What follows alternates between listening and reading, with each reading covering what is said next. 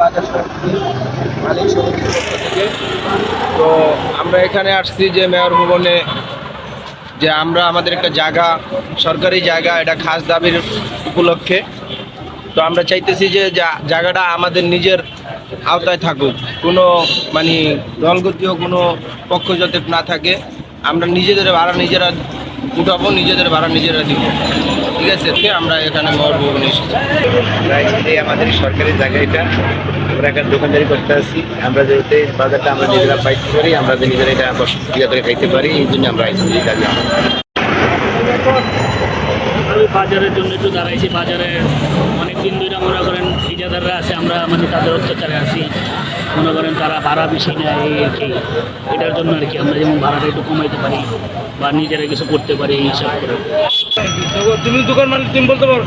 দোকানে আমাদের ব্যবসা বাণিজ্য খারাপ, এই জন্য আমরা এখানে আসছি।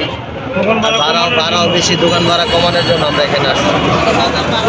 ভাড়া বেশি তো, অনেক ভাড়া বেশি, এই জন্য আমরা অ্যাডভান্স দেওয়া চালাইতে পারতেছি না। এই জন্য আমরা সবাই প্রতি বছর অ্যাডভান্স চাই আমাদের থেকে, এই জন্য আমরা এখানে আসছি। কি দাবি বলেন? আমাদের এরা ন্যায্য ভাড়া দেওয়ার জন্য আমাদেরকে প্রতি বছর ভাড়া দেওয়া হয়, অতিরিক্ত টাকা নেওয়া হয়, এটা রিটার্ন দেয় না, আর আমাদের ভাড়া বেশি, এই জন্য।